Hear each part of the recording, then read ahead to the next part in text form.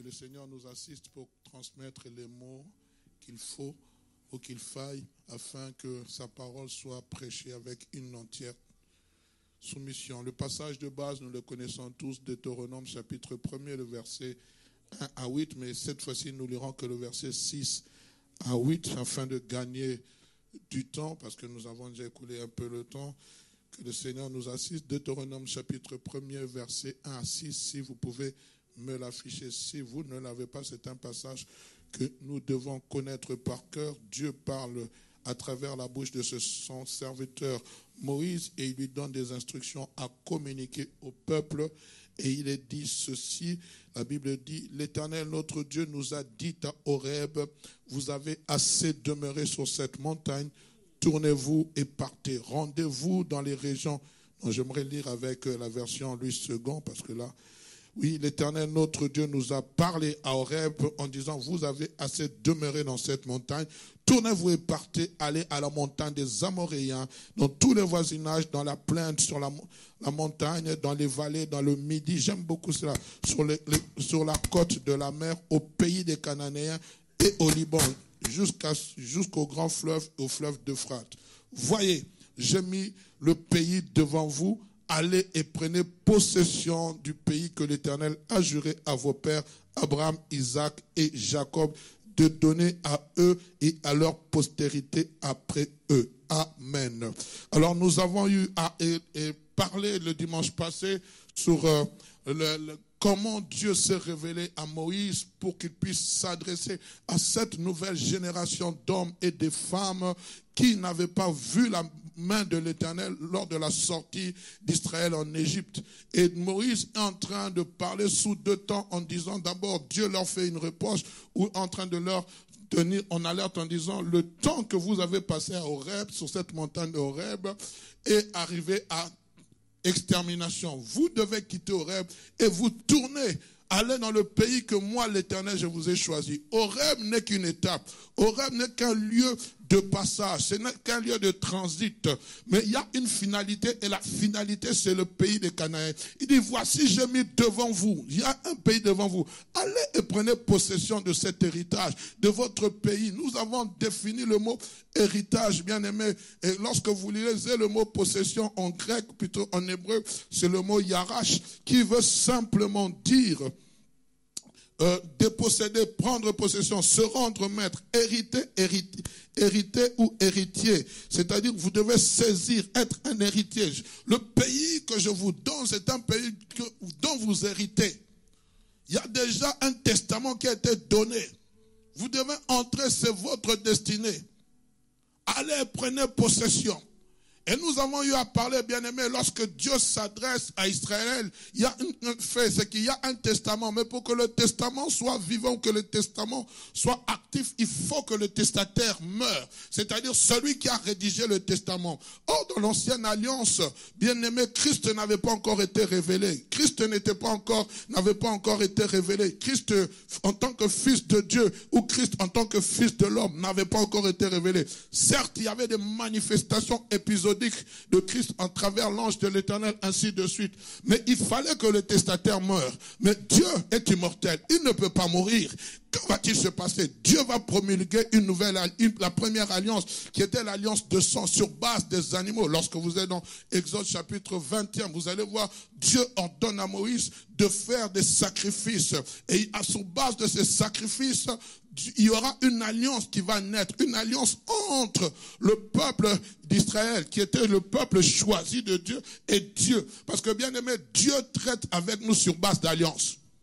N'oubliez jamais cela.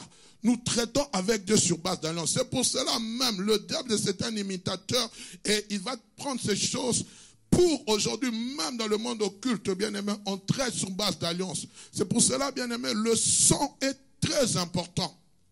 Ne blaguons pas, il y a des gens qui font des pactes de sang, mais lorsque vous faites des pactes de sang, vous ne savez pas ce que les portes ouvertes que vous êtes en train de faire, d'ouvrir dans vos portes, dans vos vies. Nous devons faire très attention avec le sang. C'est pour cela que Dieu interdit à l'homme de se suicider. L'homme ne peut pas se retirer sa vie parce que le maître du souffle de vie, c'est Dieu. C'est lui qui a le pouvoir de donner et de retirer. Nous n'avons aucun pouvoir. toute personne qui se suicide, lorsqu'elle meurt, bien aimé, sa destination, c'est l'enfer. Même si elle était chrétienne. Parce que nous n'avons aucun pouvoir sur nos vies. C'est Dieu qui a le pouvoir sur nos vies. N'oubliez jamais cela. Tu n'as pas le pouvoir d'avorter. Même lorsque cet enfant est né d'un viol ou d'un inceste, tu n'as pas le pouvoir d'avorter. Même si la société nous dit de le faire, toi, en tant qu'enfant de Dieu, tu n'as pas le pouvoir de le faire. On est ensemble? Et Dieu va traiter cette alliance, bien-aimé, avec Israël. À partir de là, bien-aimé, c'est comme si le testataire était mort. Mais cette alliance était renouvelable. Une fois l'an, le souverain sacrificateur devait entrer dans le lieu très saint pour offrir un sacrifice, bien-aimé. Et cette alliance ne satisfaisait pas le cœur de Dieu. Et j'aime beaucoup Dieu lorsqu'il avait le projet de traiter alliance. Il voulait traiter alliance avec toute l'humanité. C'est pour cela dans Genèse chapitre 12, il est en train de parler à Abraham. Il dit, toutes les familles de la terre, au verset 3, seront bénies en toi. Dans toutes les familles de la terre, il y a aussi les nations. Mais maintenant, comment les nations devaient accéder à cette alliance? Jean chapitre 3 verset 16, la Bible dit, Dieu a tant aimé le monde qu'il a donné son Fils unique, afin que quiconque croit en lui ne périsse point, mais qu'il ait la vie éternelle. Au temps marqué de Dieu, Dieu a envoyé son Fils, afin qu'il puisse mourir à la croix.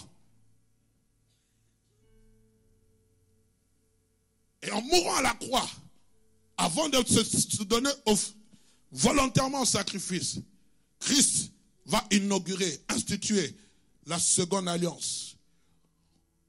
Où il dira, prenez et mangez-en tous, ceci est mon corps.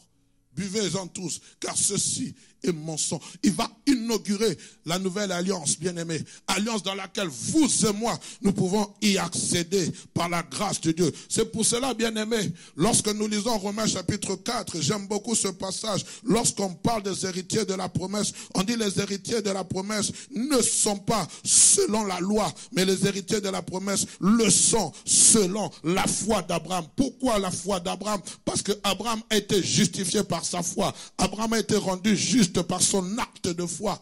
Certes, après Abraham, il y a eu Jacob qui a eu naissance aux 12 tribus. Israël a traité alliance avec les 12 tribus. Mais Abraham, lui, n'a pas traité alliance. Lui, il a traité alliance à travers la circoncision. Et il était le père de la foi. Et c'est pour cela, bien-aimés, nous faisons partie, nous sommes aussi fils et filles d'Abraham. Je comprends ce jour-là lorsque Christ veut guérir cette femme. Il dit, elle aussi, elle est fille d'Abraham. Cela ne dépendait pas de la loi parce que c'était une journée sabbatique. Non, cela dépendait de sa connexion, de sa foi.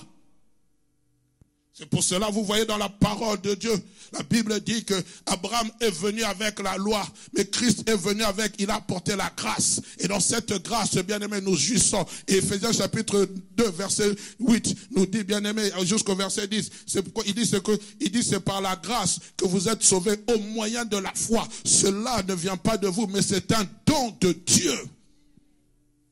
Et nous comprenons, bien-aimés, qu'à partir de ce moment-là, nous, enfants de Dieu, nous devenons, bien-aimés, des héritiers à partir de l'œuvre de la croix. Amen. Est-ce qu'on est ensemble, bien-aimés? Donne-moi un amen de gloire, s'il te plaît. Bien-aimés, la validité de notre héritage ne repose pas sur une loi promulguée par Moïse sur Israël, mais plutôt sur la promesse faite à Abraham. C'est ça sur laquelle tu dois t'accrocher. Lorsque Dieu amène Abraham à regarder les étoiles du ciel, lorsque Dieu amène Abraham à compter, à regarder le sable sur la mer, il dit, et j'aime beaucoup ça, il dit, regarde les étoiles, compte. Les étoiles étaient tellement innombrables qu'il ne pouvait pas les compter. Et Dieu dit, telle sera ta postérité. Et parmi les étoiles qui scintillaient, il y avait une étoile qui s'appelait Hugues Arnaud Tshisungu. Abraham ne le savait pas, mais Dieu le savait. Dans son sein, Abraham portait Ugarno Chisungo. Dans son sein, Abraham portait la nation. Dans son sein, Abraham portait les membres du centre évangélique La Borne Bruxelles. Abraham ne le savait pas, mais Dieu le savait. Il avait déjà préparé, bien aimé, le plan du salut, le plan du rachat. Dès l'instant où Adam avait péché, dans le jardin d'Éden. Si vous pouvez me baisser un peu le retour, s'il vous plaît. Dès l'instant où Adam avait péché dans le jardin d'Éden, il y avait déjà le plan du salut. Et le plan du salut s'est manifesté, frères et sœurs, lorsque déjà Adam a péché. La Bible dit, lorsqu'ils ont mangé l'arbre du fruit interdit, ils reconnurent qu'ils étaient nus. Et qu'est-ce que Dieu va faire? Il va tuer une bête. Avec la peau de la bête, il va recouvrir leur nudité, symbole du péché qui devait être couvert. On est ensemble. Que Dieu nous fasse grâce. Seigneur, aide-nous à transmettre ton message. Voici désormais, vous et moi, nous avons une nouvelle identité. Enfants de Dieu. Lesquels sont nés, ni du sang, ni de la volonté d'un homme, mais de Dieu. Nous devenons enfants de Dieu. Et le livre de Romains chapitre 8, le verset 17, nous dit ceci. L'Esprit lui-même rend témoignage à notre esprit que nous sommes enfants de Dieu. 16 à 17. L'Esprit lui-même rend témoignage à notre esprit que nous sommes enfants de Dieu. Bien-aimé, tu n'as pas besoin qu'on te dise que tu es enfant de Dieu. Celui qui rend témoignage à ton esprit, c'est l'Esprit de Dieu. Aucun pasteur ne peut te dire que je te retire du livre de vie. Non, l'Esprit rend témoignage à ton esprit. Il y a une connexion avec l'Esprit. C'est pour cela la Bible dit, n'attristez pas le Saint-Esprit par lequel vous avez été scellés le jour de votre rédemption. Le jour de votre rachat, vous avez été scellés d'un sceau d'appartenance du Saint-Esprit. Nous sommes devenus la propriété privée de Dieu. Dieu, le diable ne peut pas nous toucher. Et l'Esprit vient rendre témoignage à ton esprit que tu es devenu enfant de Dieu. Ici, ce n'est pas une question de carte d'identité. Ici, ce n'est pas une question de devenir membre effectif du centre évangélique La Borne Bruxelles. Ici, ce n'est pas ça. Là, c'est, bien aimé, c'est l'Esprit de Dieu qui t'identifie en tant qu'enfant de Dieu. C'est pour cela, lorsque tu es en train de marcher, matin, midi, soir, si tu es en connexion avec l'Esprit de Dieu, frères et sœurs, le diable ne peut pas te toucher parce que tu fais partie des héritiers et des héritières du royaume. Je parle à quelqu'un ce matin. Je suis en train de te dire, le diable ne peut plus te toucher. C'est pour cela la Bible dit, il n'y a plus de condamnation pour ceux qui sont en Jésus. Pourquoi? Parce que ton identité a changé. Tu fais partie du royaume de Dieu. Et Dieu dit dans sa parole, ne touchez pas à mes oins. Mais oins, ce n'est pas simplement les serviteurs, les pasteurs. Les oins, ce sont tous ceux que Dieu a marqués du sceau de son esprit. Tu es oint, tu es oint. Souvent, c'est seulement nous les pasteurs, nous sommes les oints de Dieu. Et vous, vous êtes qui? Vous aussi, vous êtes des serviteurs de Dieu. Vous êtes des servantes de Dieu. Salue ton voisin, salue ta voisine, dis, je te salue, servante du Dieu vivant, serviteur du Dieu vivant.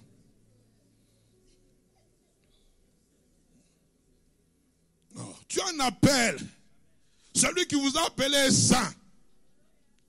La Bible dit, celui qui vous a appelé est saint. Et vous aussi soyez saints dans toute votre conduite. Oh. Mais maintenant, il y a la particularité de l'appel. Où Dieu maintenant vous demande de venir le servir dans ce que nous appelons les 5 ministères. Mais vous aussi, vous êtes des appelés. Parce que lorsque Dieu a choisi les apôtres, les disciples, la Bible dit, il les appela. Si nous sommes venus en Jésus, c'est parce que Jésus nous a appelés. Dis avec moi, je suis un appelé de Dieu. On arrête de vous mentir. Alors le verset 17 continue, dit ceci. Alors si nous sommes enfants de Dieu. J'aime beaucoup la Bible. La Bible dit, or l'Esprit rend témoignage à notre esprit, nous sommes enfants de Dieu. Or, si nous sommes enfants de Dieu, nous sommes aussi quoi? Héritiers de Dieu. Et nous sommes aussi héritiers. 2 points. Mettez-moi le passage, mes amis. Remettez le passage. Nous sommes aussi héritiers. J'aime, il dit 2 points, verset 17. Et puis 2 points, il dit nous sommes aussi héritiers. Mais il est en train d'expliquer. 2 points. Nous sommes premièrement héritiers de Dieu et co-héritiers de Christ. C'est-à-dire toutes les bénédictions qu'il y a avec Jésus-Christ. Jésus-Christ nous les partage. Si toutefois nous souffrons avec lui afin d'être glorifiés avec lui. Tout héritier devient héritier de Dieu. Ça, c'est le testament que Christ nous a laissé. Non seulement nous devenons héritiers de Dieu, mais nous devenons aussi co-héritiers en Jésus. Donc quand on dit, béni soit Dieu le Père de notre Seigneur Jésus-Christ, qui nous a bénis de toutes sortes de bénédictions, c'est associé. Donc la bénédiction du Fils est automatiquement associée aux frères et aux filles et aux sœurs du Fils. C'est-à-dire, bien-aimé, il y a un partage équitable. Christ, certes, il a une position supérieure, mais il y a des retombées.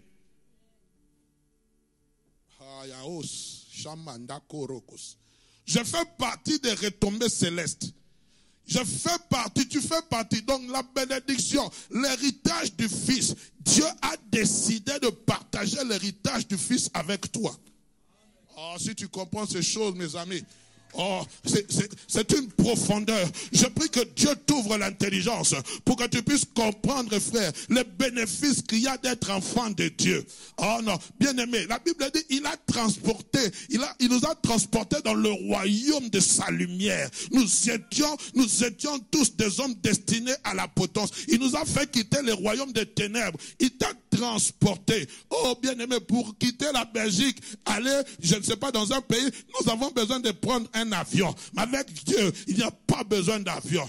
Ton nom simplement, il a transporté. Ton nom a défié les lois de la pesanteur, les lois spirituelles. Il a enlevé ton nom de la malédiction. Si dans ta famille, il y avait un poids de malédiction qui pesait sur ta famille, mais toi, tu es ôté. Toi, tu fais partie de l'exception. Il a ôté ton nom du pouvoir de la malédiction et il a mis ton nom dans le livre de vie. Si le diable avait un projet pour toi en 2024, j'aimerais dire à quelqu'un, j'annonce une bonne nouvelle. En Jésus-Christ, tout projet que le diable formule sur ta vie est nul et sans effet. Oh, donne-moi une main de gloire. Je suis en train de te parler. Oh, s'ils avaient préparé une bonne casserole pour te manger en 2023, ils ne t'ont pas trouvé. Ils ne te trouveront plus en 2024. Parce que désormais, ta vie est cachée en Jésus. Ta vie est couverte par le sang. De la même manière, lorsque l'ange de la destruction entrait le jour-là pour détruire le premier-né d'Égypte, de la même manière que le peuple d'Israël était couvert par le sang, c'est de cette même manière dont nous sommes couverts. Oh, le sang de Jésus. Le sang de Jésus puisse te couvrir durant cette année 2024. Que le sang de Jésus... Oh, moi je ne suis même pas là pour dire que le sang de Jésus me rende invisible. Non. Non, que l'ennemi me voie. Oh, non, nous dirons que nous soyons invisibles aux yeux de l'ennemi. Non. Comment ils vont savoir qu'il y a une puissance qui sort de moi? Désormais, je suis caché. Et j'aime la parole vivante. Écoutez ce que la parole vivante, édition 2017, nous dit. Alors, si nous sommes enfants de Dieu, écoutez, nous recevons en partage les biens promis par Dieu à son peuple. Nous recevons en partage. C'est-à-dire si on avait offert à Jésus-Christ un gâteau. Maintenant, les gâteaux là doivent être divisés selon le nombre des enfants. On partage les biens promis par Dieu à son peuple. Et c'est bien. Il dit, c'est bien, nous le recevons avec Christ. Oui, si nous participons à ses souffrances, nous participerons aussi à sa gloire. Donc c'est bien, nous le recevons avec partage équitable. Donc je comprends, frère, je ne dois pas paniquer quand je vois quelqu'un venir se marier ici. Mon tour viendra. Équitable. Je ne dois pas paniquer quand quelqu'un voit une action de grâce, j'ai trouvé un travail. Équitable. S'il est enfant de Dieu, s'il est héritier de la promesse, elle est héritière de la promesse. Moi aussi, je suis héritier de la promesse. Équitable. Je ne dois pas paniquer lorsque je vois quelqu'un venir présenter un enfant équitable. Celui qui fait la promesse est fidèle. Il a dit, il n'y aura de chez vous, dans votre maison, ni femme stérile, ni femme qui avorte. Équitable. Je ne dois pas paniquer. Quand l'autre vient me dire, Dieu a fait ceci, je me réjouis parce que je sais que je recevrai la part de mon gâteau. Équitable. Faites-les asseoir. Il prit le pain et le poisson, rendit grâce et donnez-leur. Il a donné. Bien aimé, ce n'est pas parce que le premier servit que le dernier ne recevra pas. C'est une question de temps. C'est pour cela que j'ai dit à quelqu'un, assieds-toi à l'aise. Sois à l'aise. Sois à l'aise. Quand tu viens célébrer le mariage des gens, tu regardes, tu dis, ce côté-là, c'est bien. Mais ce côté-là, il y a eu un raté. Le mien, quand ça viendra, ça sera... Cette robe est belle, mais la mienne sera équitable. Donc, ce n'est pas ceux qui ont fait le mariage en 2023 qui ont clôturé le mariage. 2024 encore, je m'éteindrai ici, je célébrerai des mariages. Ce n'est pas tous ceux qui ont présenté les enfants en 2024, on a dit que Dieu a clôturé. Tant que Jésus n'est pas revenu, nous allons encore présenter les enfants. J'ai pris au nom de Jésus. Si tu es entré dans ce couple-là, tu t'es marié officiellement. Avant septembre là, avant même octobre, nous viendrons ici, nous allons comme ça dire équitable. Et pourquoi pas des jumeaux? Dieu est capable. Nous servons un Dieu fidèle. Donne-moi un amen de gloire. Voici ce qui fait de nous des héritiers à part entière. Nous le sommes parce que nous avons cru au Fils de Dieu et à son œuvre salvatrice. Je suis enfant de Dieu parce que j'ai cru en Christ. J'ai cru à l'œuvre de la croix. J'ai cru que Jésus-Christ est mort pour moi. Il est ressuscité pour moi. Qu'à travers son sang, j'ai été pardonné. Tout pouvoir de malédiction n'a plus d'effet dans ma vie. Un héritier est celui qui croit à la bénédiction du Père. Regardez dans l'Ancien Testament. Avant que le Père ne puisse mourir, ils appelaient les enfants pour les bénir.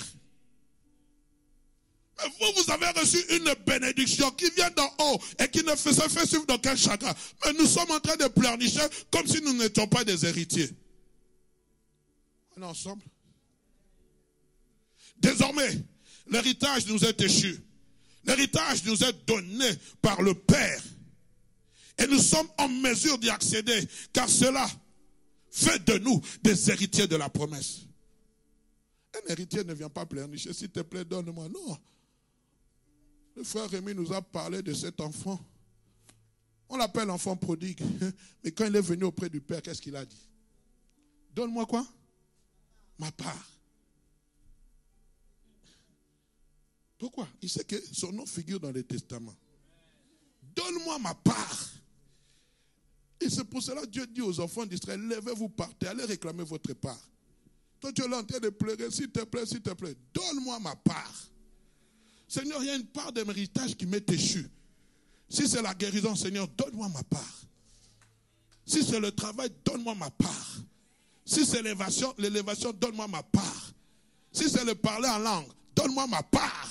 Il y a une part qui t'est échue. Parce que lorsqu'Israël est entré dans les territoires conquis, chacun a eu sa part. Et j'aime beaucoup un homme qui est entré. Lui, on ne lui a pas donné comme par hasard. On n'a pas fait le triage au sort. Il a dit, donnez-moi cette montagne. Moi, je n'ai pas besoin. Frère, le royaume de Dieu, c'est pour les violents. Oh Seigneur, moi, je veux simplement. Non, donne-moi ma part. Et la bonne part. Comme Marie, assise aux pieds de Jésus. Christ lui dit, elle recevra la bonne part. On est ensemble. Chose à savoir ou chose importante à retenir. Il est important de savoir que la clé de notre héritage ou la clé de toute promesse se trouve en Christ Jésus. Pas ailleurs. Pas en un pasteur. En Christ Jésus. Écoutez ce que la Bible dit dans 2 Corinthiens chapitre 1 verset 20. Le temps file tellement vite. Si tu pouvais arrêter le temps. Car pour tout ce qui concerne toutes les promesses de Dieu, c'est en lui qu'est le oui. C'est pourquoi encore l'amen par lui est prononcé par qui? Par nous, à la gloire de Dieu. On ne comprend pas beaucoup. On va aller avec une autre version. Bible du semeur. Car C'est en lui que Dieu dit oui à tout ce qu'il a promis. Aussi, est-ce par lui que nous disons oui. Amen. Pour que la gloire revienne à Dieu. Donc lorsque toutes les promesses de Dieu se trouvent en Jésus, Dieu dit oui à cause de Jésus. Il voit l'œuvre de la croix, il dit oui. Et quand Dieu nous accorde ces bénédictions, ces promesses, qu'est-ce qui se passe? Nous nous disons Amen. Ainsi soit-il. Nous rendons gloire à Dieu. Nous disons Amen à Jésus. C'est pour cela qu'on dit que Jésus est le oui et l'Amen. Le commencement et la fin. Bible expliquée dit ceci. En effet, il est le oui qui confirme toutes les promesses de Dieu. C'est donc par Jésus que nous disons notre Amen pour rendre gloire à Dieu. J'aimerais dire à quelqu'un, si hier on disait toujours non, non, tu vas te marier, les cieux ont dit non. Tu vas avoir des enfants, les cieux ont dit non. Tu veux faire quelque chose, les cieux ont dit non. Quand je dis les cieux, les puissances négatives. Mais dès l'instant où tu mets tes deux pieds en Jésus, pas un pied, les deux pieds en Jésus. La Bible dit pour tout ce qui concerne les promesses de Dieu, le oui se trouve en Jésus. C'est-à-dire que là où on disait non, my God, ça devient oui. Donc tu entres dans un fonctionnement de la grâce.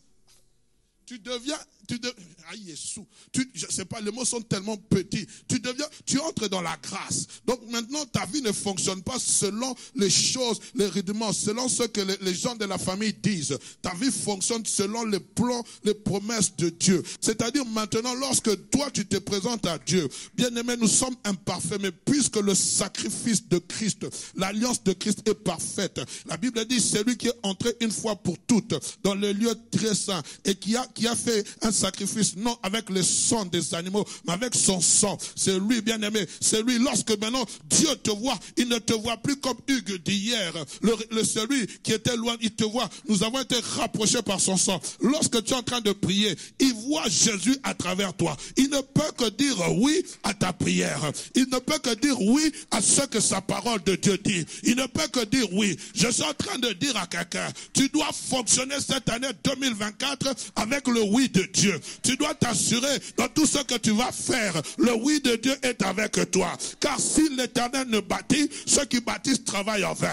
Quand je marche, j'ai des projets, je dois m'assurer que le oui de Dieu est avec moi.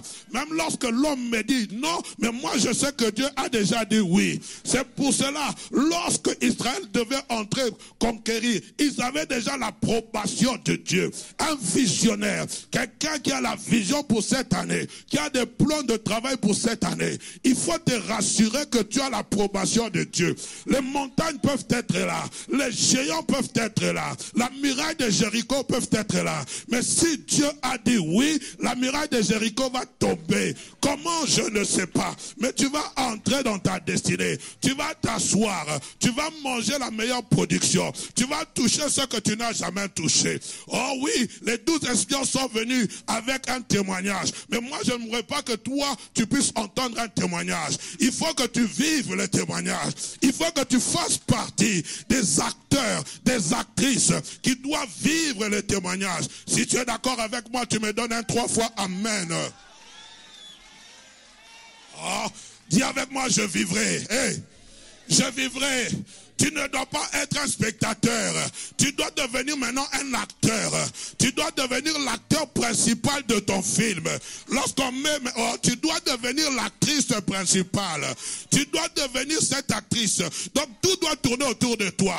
Comme à un moment donné, Déborah s'est assise. Les chefs ne savaient que faire. Lorsqu'elle s'est levée, tout le monde est venu autour de Déborah. J'annonce à quelqu'un, c'est l'année de ton Déborah, où les gens viendront te consulter à cause de ce que Dieu fera de toi.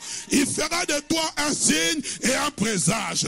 On ne partira pas d'ici tant que Déborah ne viendra pas. Qu'est-ce que Déborah tu viens nous dire? Nous voulons faire telle chose. Déborah, parle-nous. Nous voulons faire tel projet. Déborah, parle-nous. Ces choses sont possibles si l'Esprit de l'Éternel te saisit. Oh, j'aime beaucoup la Bible. Parlons de David. Lorsqu'il a été roi, l'Esprit de l'Éternel est venu reposer sur lui. Alors qu'il n'était pas dans le conciliabule du roi Saoul, l'Esprit de l'Éternel s'est retiré du roi Saoul. Alors Saoul a dit, cherchez-moi un homme qui sache jouer de la harpe. Et un des officiers dira, je connais un homme, qui se nomme David. C'est un vaillant homme. Il est beau de figure. Il avait déjà, son CV était déjà dans le palais du roi. J'aimerais dire à quelqu'un, lorsque Dieu te voit, ton CV te précède. Tu ne sais pas ce qu'un jour peut enfanter. David est en train de jouer de la guitare. David est en train de jouer de la harpe. Mais Dieu l'avait déjà choisi. Oh, je prie que Dieu te choisisse avant même que les hommes ne puissent te qualifier. Je dis à quelqu'un, je prie que mon Dieu te choisisse avant que les hommes ne puissent te qualifier. L'information que l'officier donnait à Saoul, Dieu l'avait déjà depuis longtemps. Il y a des informations qu'on va te donner. Ah, pasteur, ce frère ici prêche bien. C'est sûr, Dieu l'a dit à l'information. Maintenant, le problème, c'est que Dieu l'a préparé en secret. Maintenant, il te présente. Les hommes disent non, c'est moi qui l'ai découvert. Non, c'est la main de Dieu. Je prie que tu entres en scène. Dieu prépare un Goliath à la hauteur de tes projets. Dieu prépare un Goliath à la hauteur de ta foi. Est-ce que je peux parler à quelqu'un? Veuillez m'excuser, je vais boire un peu d'eau parce que je suis essoufflé. Est-ce qu'on peut m'ouvrir ça, s'il vous plaît? J'aimerais dire, Dieu prépare un Goliath. David, mes amis, lisez l'histoire de David. David va comme par hasard.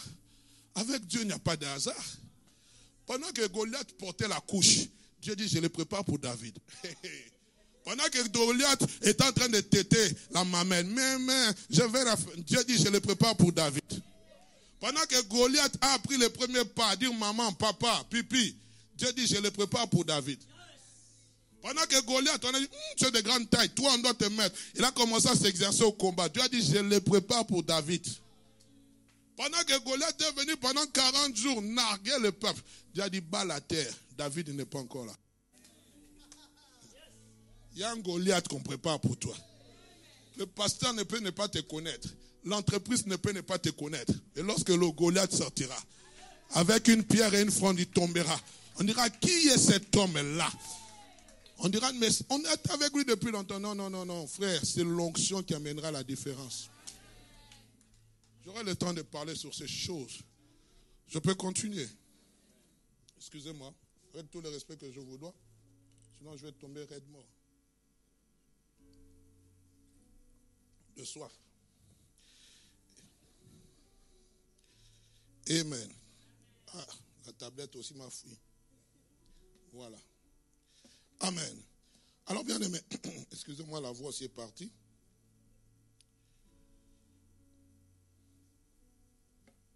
La tablette. Alors, bien aimé, j'aimerais qu'ensemble nous puissions réfléchir. Que nous puissions réfléchir parce que nous sommes les héritiers, les héritières des promesses. Si Dieu dit oui, c'est-à-dire que maintenant, dans tout ce que tu dois te projeter, tu dois avoir le oui de Dieu, la confirmation de Dieu. Ne fais rien sans Dieu, mon frère. Ne faisons rien sans Dieu. Associons Dieu dans tous nos projets. Dans ton mariage, associe Dieu. Dans tes entreprises, associe Dieu. Il est le oui de promesse. Dieu, en disant oui, il t'a placé dans ce monde, il t'a placé dans cette terre, et nous devons fonctionner avec son oui. C'est pour cela, frères et sœurs, pasteur, l'église est en train de bien marcher, frère, c'est le oui de Dieu. C'est le oui. Dans le planning de Dieu, frère, Dieu connaissait ces choses. Ce n'est pas un homme, c'est Dieu. Tous les projets que tu dois faire doivent réussir. J'ai dit cette année, je refuse d'échouer dans ce que Dieu a planifié pour moi. J'ai dit cette année, je refuse. L'échec ne doit pas faire partie de toi. Tu dois refuser.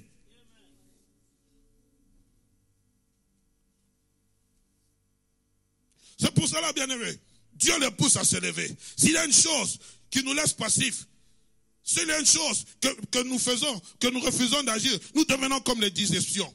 Qu'est-ce qui s'est passé avec les 10 espions? Ils sont entrés, ils sont allés voir. Ils ont dit, certes, c'est un pays cool, le l'eau, le lait, le miel. Mais voilà, nous avons trouvé des géants. Qu'un géant ne t'arrête pas. Qu'un géant ne te décourage pas. Qu'un géant n'arrête pas tes projets. Qu'un géant, qui qu'il soit, même s'il a dit, moi, je vais fermer les cieux. Si Dieu a approuvé ton projet, je le dis que ça va réussir. Les fils d'Anak ne peuvent pas arrêter. Est-ce que les fils d'Anak sont venus se présenter à ces espions en disant que nous sommes les fils d'Anak si vous entrez? Non. Parce que quand Josué a envoyé les autres espions, que va dire Rahab? Votre notoriété vous a précédé. Et nous sommes en train de trembler devant vous. Mais est-ce que dans cette période-là, il n'y avait pas les géants fils d'Anak? Ils étaient là. La preuve, Caleb, lorsqu'il allait trouver, il y avait les géants fils d'Anak. Mais même les géants fils d'Anak tremblaient. Les diables, les démons croient que Dieu existe et ils tremblent. Et toi, au lieu de faire trembler les démons, toi tu trembles devant eux. Eh pasteur, laissez l'histoire des démons. Je vais parler des démons. Oui, il faut m'encourager. D'où l'importance, bien aimé, de parler des caractéristiques qui doivent accompagner les héritiers de la promesse durant cette année. J'en parlerai que de 2 parce que le temps est en train de filer. Nous y reviendrons la prochaine fois. Nous sommes dans Hébreux chapitre 6, versets 11 à 12. Et plus tard, nous lirons, préparez ça, lisez ça à la maison, Hébreux chapitre 10, verset 38, où on nous parle.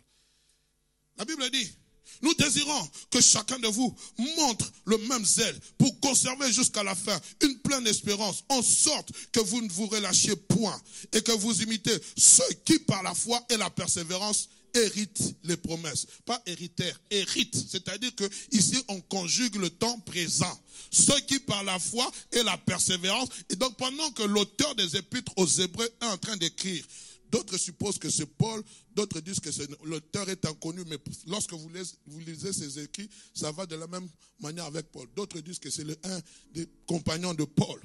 On dit, en sorte que vous ne vous relâchez point et que vous imitiez ceux qui par la foi et la persévérance héritent des promesses. On n'a pas dit ont hérité. On n'a pas conjugué le passé composé, l'imparfait, non. Hérite, c'est-à-dire pendant que moi je suis en train de vous parler comme ça, il y a des gens qui par la foi et leur persévérance sont en train d'hériter des choses, des mêmes choses que vous êtes en train de relâcher. Oh, je prie que je sois un modèle pour plusieurs. Que Seigneur, écoutez avec la version parole vivante.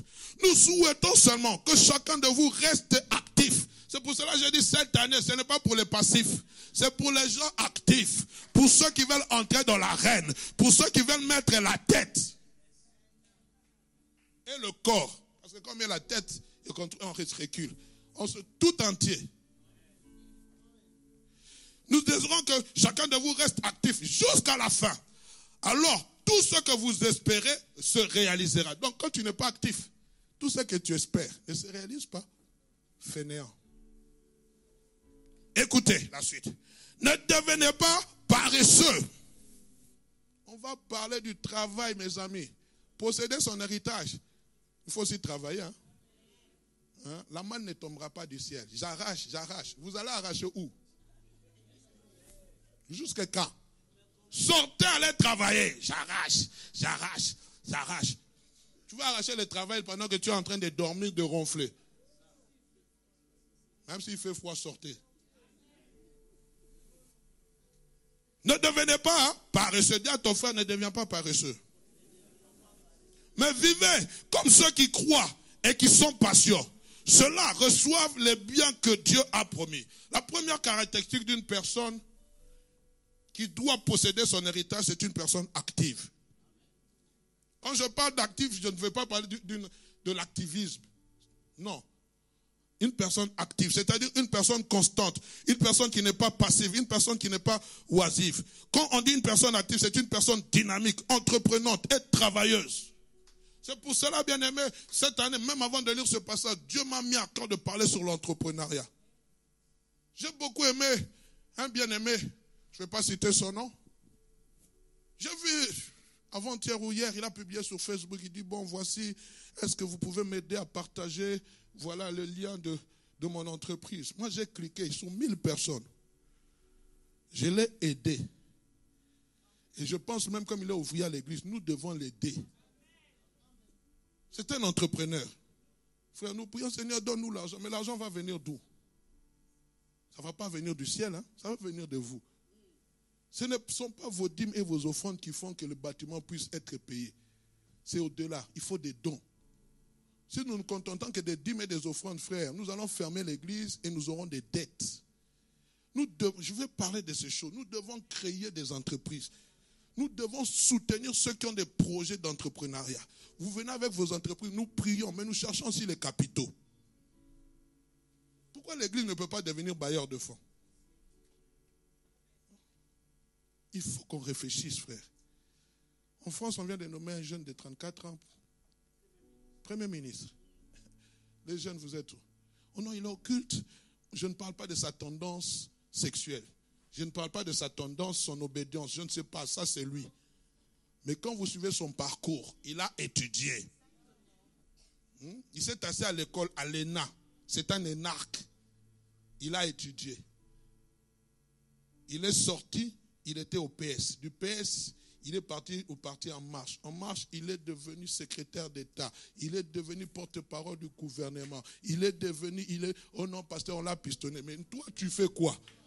Tu as des adresses ici, là. Tu ne sais pas pistonner les gens. Tu es toujours là. Prions seulement, frère, Dieu lui-même, c'est arrêter ces choses-là.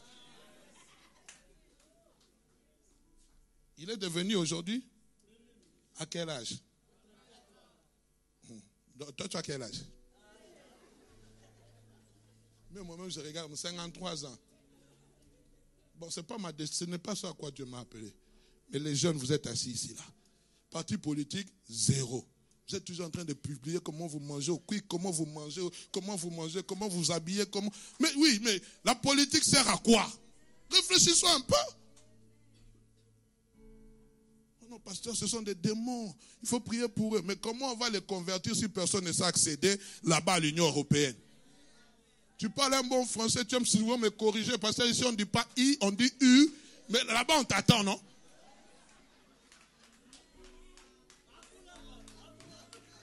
Là-bas on t'attend. Non, pasteur, tu vois ici, c'est une redondance, tu aurais dû, oui, c'est bien ça, c'est bien. Oui, ton anglais, pasteur, quand tu parles anglais, je me moque de toi. Toi, tu parles bien anglais. Qu'est-ce que tu fais de ton anglais? Tu parles bien néerlandais, qu'est-ce que tu fais de ton néerlandais? Nous, ici, on ne connaît pas ces choses. Toi, tu connais l'anglais. Tu connais l'anglais, tu connais le néerlandais, tu connais le français, tu connais l'allemand, tu connais le grec, tu connais... Qu'est-ce que tu en fais? Oh, Dieu lui-même sait. Dieu lui-même, il s'étonne, il pleure. Tu as toutes ces capacités, mais qu'est-ce que tu en fais? Jeune, qu'est-ce que vous faites? À vous tenir au coin de la rue, à écouter le hip-hop ou le R&B, c'est tout, c'est ton avenir. J'ai été jeune, j'ai vieilli. Tu vas vieillir. Tu vas trouver l'autre pasteur Mercedes, son pasteur avec sa voiture. Tu vas où? Je veux prendre possession de mon héritage. Toi, ton héritage, c'est toujours là, en train de vendre du shit, en train de vendre du bœuf, en train de... Ah, laisse ces choses. Tu as appelé à quelque chose de glorieux. Parents, préparons nos enfants à des choses glorieuses. Je peux continuer. Version parole vivante, nous allons bientôt clôturer. Nous souhaitons seulement que chacun de vous reste actif jusqu'à la fin. Alors tout ce que vous espérez se réalisera. Je parlais d'une personne active, une personne entreprenante. Deuxième des choses, lorsqu'il est en train de parler, il parle d'une personne travailleuse. Deuxième des choses, lorsque l'auteur des Épîtres aux Hébreux il dit qu'une personne de foi. Ici, la foi, ce n'est pas cette foi qui te sauve. Ce n'est pas cette foi de croire en Jésus-Christ et tu seras sauvé. Cette foi ici dont on parle, c'est la foi qu'Abraham a eue. Quand Dieu lui a fait la promesse, la Bible a dit il ne considéra pas que son corps était déjà utilisé.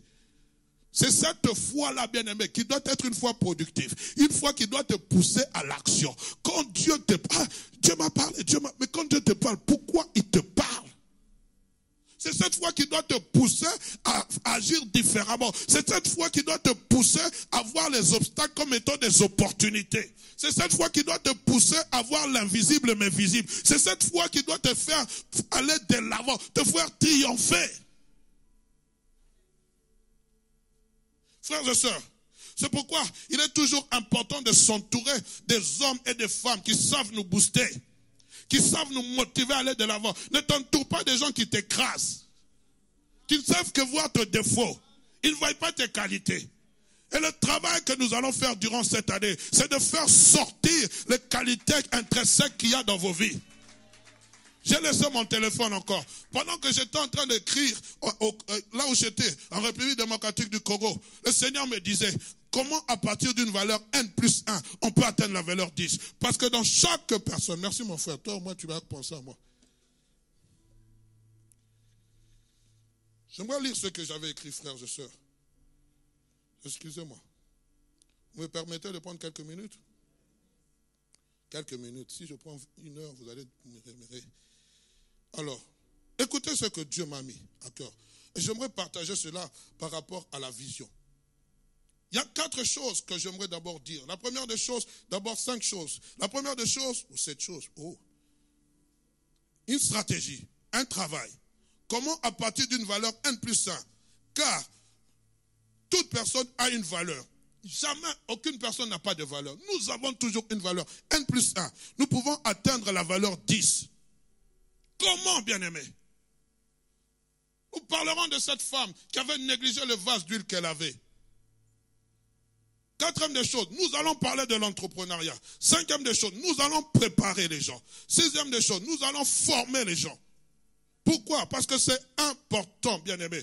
C'est important. Nous devons savoir, bien-aimés, qu'il y a des valeurs résiduelles qu'il y a en nous, des valeurs qui résident. Et nous devons faire sortir, travailler l'homme intérieur. Pendant longtemps, nous avons travaillé l'homme spirituel. Gloire soit rendue à Dieu. Mais maintenant, nous devons travailler l'homme que tu es. Nous allons travailler ta personne. Nous aurons des orateurs, nous aurons des psychologues qui vont parler sur le comportement. Toutes ces choses. Nous voulons fabriquer des leaders. Nous voulons que des gens qui sortent ici. C'est une usine de fabrication de leaders. Hommes et femmes.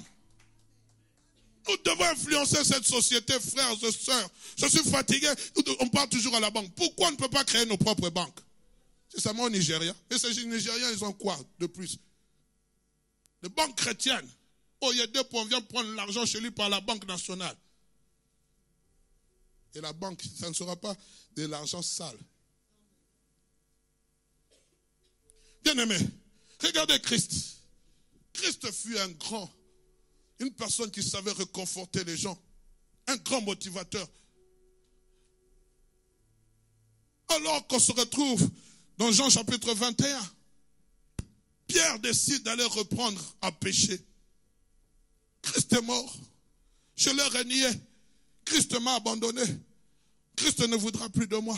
Il se sentait condamné. Après avoir le coq chanté 3 fois, il va faire des imprécations, il va jurer. Il va pleurer amèrement plus tard. Et voici que son leader était parti. Il va décider d'aller pécher. Et d'autres disciples vont le suivre. Et Jésus-Christ va leur apparaître. Nous n'aurons pas le temps de lire. Il va leur apparaître. Il va dire, jetez le filet de l'autre côté. Et tous vont reconnaître le maître. Mais ce que j'aime, c'est que Jésus-Christ ne va pas condamner Pierre. Pierre, toi tu vois, tu m'avais renié, non? Je t'avais dit, tu m'as renié. Ce que Jésus sait, nous sommes dans Matthieu chapitre 16, verset 18. Tu es Pierre. Et sur cette pierre, je bâtirai mon église. Et les portes des séjours de mort ne prévaudront point contre elle. Je te donnerai la clé. Et tous ceux, la clé du royaume des cieux. Jésus savait qu'il y avait une promesse. Il savait qu'il y avait une destinée qui était en Pierre. Il savait qu'il y avait un héritage en Pierre. Et Jésus-Christ va récupérer cet homme qui avait fait des imprécations, qui avait juré que je ne le connaissais pas. Il va le récupérer. Il va le dire, Pierre, fils Simon, fils de Jonas, m'aimes-tu? Paie mes brebis. Deuxième fois, Simon, fils de Jonas, m'aimes-tu? Paie mes brebis. Troisième fois, Pierre va pleurer. Aucune fois, Christ ne l'a condamné. Il est venu récupérer celui qui avait la promesse. Combien de fois nous rejetons ceux qui ont la promesse parce qu'ils nous ont fait du mal. Et tu dois récupérer ceux qui sont partis de cette église. m'aimes-tu?